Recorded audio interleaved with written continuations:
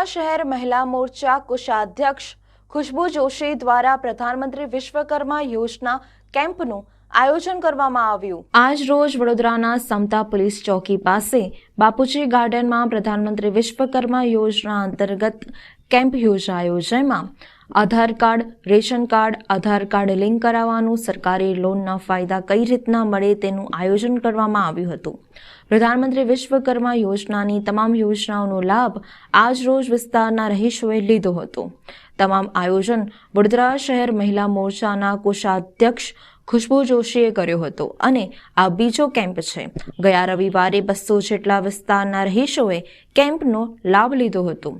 આ બીજા કેમ્પમાં પણ મોટી સંખ્યામાં વિસ્તારના રહીશો આવ્યા હતા, જ્યારે વિસ્તારના કાઉન્સિલર સુરેખાબેન પટેલ, રમેશભાઈ મિસ્ત્રી ઓબીસી મોરચા ઉપસ્થિત રહ્યા હતા।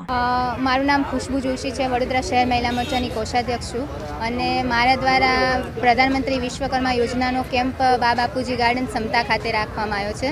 આ મારો બીજો કેમ્પ છે। આની પહેલાં પણ રવિવારના રોજ આ કાર્યક્રમ કરવામાં આવેલો, જેમાં સોસાયટી અને અહીંયા વસ્તીના તમામ લોકોએ મોટા પાયા પર એનો લાભ લીધેલો, પણ 7:30 સુધી કેમ્પ ચાલુ હોવા છતાં અહીંના રહીશો બાકી રહી ગયા હતા।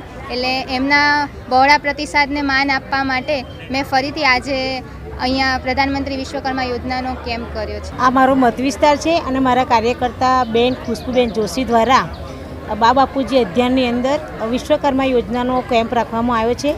એમને ખૂબ સારી લોકોને ભેગા કરીને આ યોજનાનો લાભ લે એના બહુ ખૂબ સારા પ્રયત્ન કર્યા છે। સાથે અમારા બધા કાર્યકર્તા સાથે જે ઇન્ચાર્જ છે આ વિશ્વકર્મા યોજનાના, એ રમેશભાઈ મિસ્ત્રી પણ અમારી સાથે છે, અમારા પ્રમુખ પણ અમારી સાથે છે અને ખૂબ સારો આપ જોઈ રહ્યા છો, ખૂબ સારો આનો લાભ લોકો લઈ રહ્યા છે। તો હું મારી ટીમને અને ખુશ્બુબેનને ખૂબ ખૂબ અભિનંદન આપું છું। આપવામાં આવે છે। તદુપરાંત એને આ જ વસ્તુનો વિકાસ કરવા માટે 1 લાખ રૂપિયાની 18 હપ્તામાં ચૂકવણી 0.5% લેખે એને લોન આપવામાં આવે છે। એ હપ્તા ચૂકાઈ ગયા પછી તરત જ 2 લાખની લોન એને 30 હપ્તામાં ચૂકવણી કરવાની હોય છે, એવી લોન આપવામાં આવે છે।